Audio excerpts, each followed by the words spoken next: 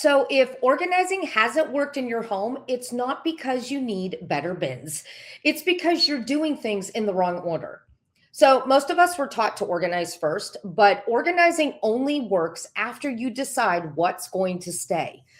And in this video, I'm going to show you the exact step that comes before you start organizing, the one that makes the excess more obvious and finally gets all that extra stuff out of your home. This is a practical talk, one you can use in any space. And once you see it, organizing will actually start working.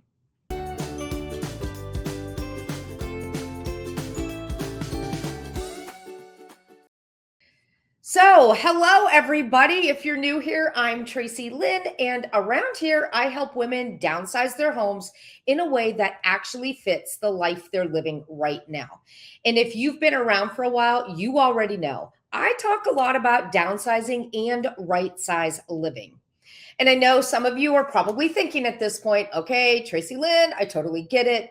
So today, we're not going to be rehashing any of the basics. Today, I'm going to talk to you about the missing step, the one that almost never gets explained, and why organizing keeps feeling exhausting instead of the final answer. Because this isn't about working harder. I know, thank goodness, right? It's about choosing differently. And remember, like I always say, it's about choosing, not losing. Isn't that a much more positive way to approach all of this in our lives? Okay. Let's talk about a word that gets tossed around a lot in the decluttering world, but almost never gets explained clearly. And that word is excess. And I know what you might be thinking. Yeah, I know what excess means. But hang with me for just a second, because in right sizing, this word means something very specific. And if you miss this part, everything after it will feel harder than it needs to be. So when I'm saying excess, I'm not talking about clutter, and I'm not talking about a mess you might have in a room, on a counter, or in your home. Excess is simply anything that didn't get chosen as you were right sizing an area of your house. That's it. No drama, no guilt, just math, right? You choose what you're keeping, whatever is left is the excess.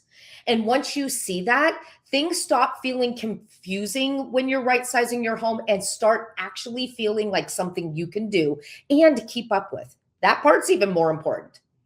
So here's where most of us get stuck. We feel overwhelmed, so we organize, right? We buy the bins, we buy the containers, we even buy all the pretty labels. Then we get to work, stacking everything up and squeezing it all in. And for a little while, it looks better and we feel better. Honestly, we actually feel great, right? But then a few days go by, a few weeks go by, and that same space is a chaotic, cluttered mess all over again. And this is where this is the moment where we kind of start blaming ourselves, pointing the finger at ourselves, trying to find someone to blame, even if it's not deserved. Because you are not the problem here. All right? It's not you. You're just using the only approach we've ever been taught when a space feels out of control.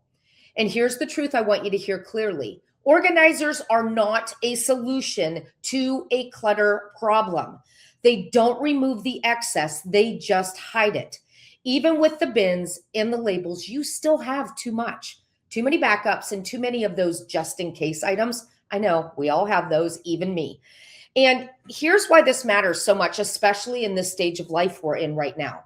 When you've lived a full life, you've raised your families, you hosted holidays, you changed careers, you cared for others, people, and pets. You don't just have clutter, you have layers of things that we've accumulated over all that time, right? And that's exactly why organizing all by itself, it stops working for us.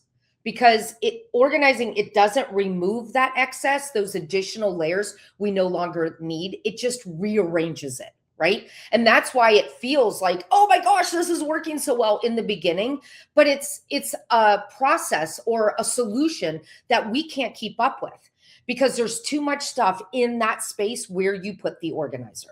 Okay? Hopefully it's starting to make sense, but let's keep going a little bit because this is where things start to click. And I want you to hear this the way I mean it. Okay. So don't try to dive in deep. Just hear my words because this part is actually very simple. We've just never been taught to look at it this way.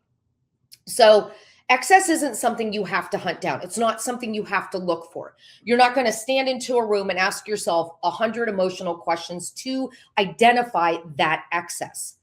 Excess shows up naturally when you decide what actually belongs in the space.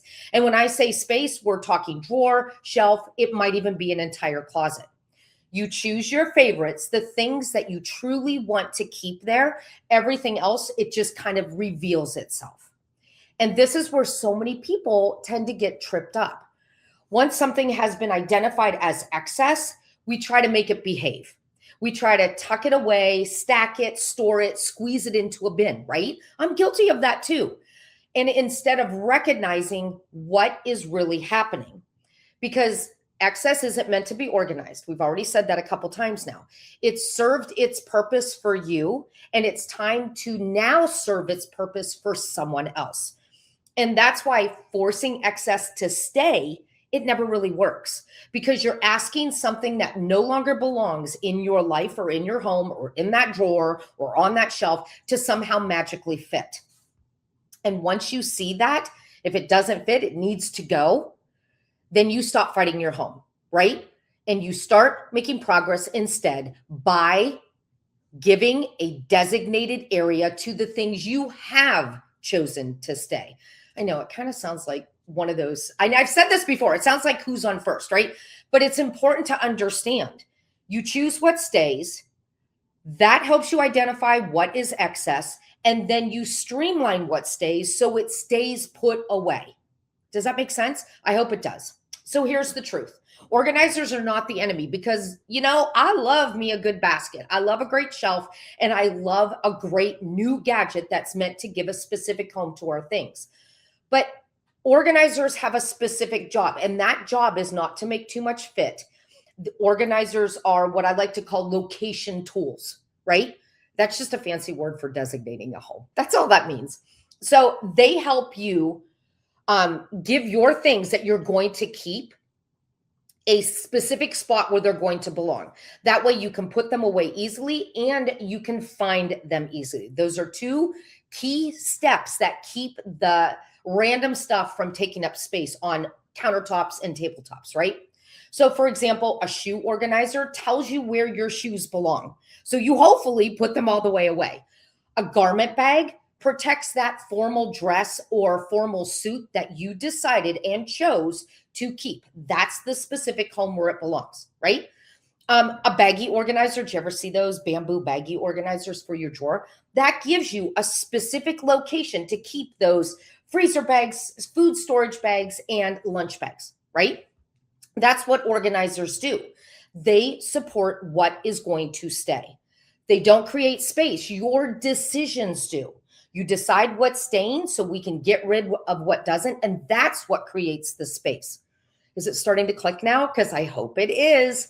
So when you decide what you're keeping, the excess is now more easy. It's easier to see, more easy. It's easier to see. And when your next step isn't to organize it, it's to move it out. That's where things start to make sense. Excess has one job, to get out of the space. Whether you bag it, box it, or just get it out of the room, you need to get it gone. That's the job of excess. So once the excess is gone, organizing then becomes simple because now you're only dealing with the things that are going to stay in the area that you're working on. Okay. So this is where you stop listening and start moving, but we're going to start small because I don't want you thinking of this, working this new tip in an entire room. And I definitely don't want you turning this into a project that eats up your entire day. That's not the point. I just want you to test it out on one small space so that you can see this new process so it actually makes sense. Because once it clicks, then you can use it anywhere in your home, right? Okay, so choose something simple. Maybe it's a drawer you open every morning in your bathroom. Maybe it's where you keep your pajamas. Maybe it's a shelf you've reorganized more times than you care to count. Now, when you're there in that space you have chosen, don't start organizing. Just choose what you want to keep in that specific space. Not what might come in handy someday, just the things you routinely reach for and use over and over again. So here's a quick story. In my bathroom, because y'all know I moved into this smaller home, right? So in my bathroom, I have my toiletries that I had at my other house. And I had a lot of toiletries because I had a lot of drawers. So I had the excuse to keep all the things, right? And I was using this embarrassingly old brush. Even though I bought a new brush, I was still using the old brush. But in this new house, I know it sounds silly, but I logistically do not have room for two of those round brushes. Okay. And I know you're thinking, wait, your house is that small? No, the house isn't that small, but the drawer where I keep my hair supplies is. And that meant I needed to get rid of one brush.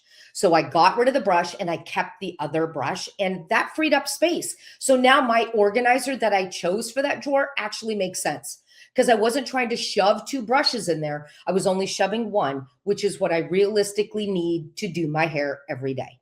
Okay. So now everything you didn't choose in this part matters. Gather it up and move it out of the space. You're not sorting it. You're definitely not organizing it. You're simply creating a clear separation between what belongs and what doesn't. Okay. So for me, that brush I was no longer keeping. I got it out of the space by tossing it in the trash. You might get it out of the space by giving it to your sister or donating it or simply putting it someplace else. And so you can test drive this out. So if you're going to just test drive this excess over what you're keeping process, then just put it in a bag or a box, or you could just use a laundry basket, something that's easy for you, and get it out of the room. Okay. And then just stop. You're done at that point. Let yourself notice how the space feels for the next few days or the next few weeks when it's only holding what you chose on purpose, not what you were forced into choosing, what you logistically chose based on what you routinely use and how much space you have to hold it. Now, this is how real progress starts. One small space, one clear decision, right? And just remember this, those small steps, because I know I'm like, yeah, work on a drawer, work on a container, work on a shelf. I know those are small steps, but they absolutely count. That every single one of them absolutely count, because every single one of them is going to move you forward to understanding right size living so you can incorporate it into your entire home and your life. So here's the thing. Organizing was never meant to solve the too much stuff problem. And your home was never meant to be a storage unit. When life changes and your home doesn't, forcing everything to fit will always feel like work, no matter how many bins or how many organizers that you have. Choosing what stays comes first. That's what makes the excess more obvious, and excess only has one job: to leave the space. So once that happens, organizing finally works the way it was meant to keep the space neat and put away. And that realization might just change everything for you. Woo! Oh my gosh, you guys, I'm actually out of breath after this one. And I feel like I'm a little bit flushed. I got super excited about this topic. So I hope you found the good in this talk and you chose the parts of it that actually pertain to you, because I know everything I talk about isn't going to be the magic fix for every single person that watches my videos. But there is a core group of you, ladies just like me. Maybe there are a few men just like me who have lived full, amazingly wonderful lives. And my job is to help you create a home that now fits who you are now. So you have less struggle when you're cleaning. You waste less time searching for things because you know exactly where they are. And you, and maybe your spouse too, knows to put things all the way away because now you used organizers to create specific homes where they belong. Okay, so now I'm curious, where have you been organizing instead of choosing? Tell me in the comments, because I promise you are not the only one.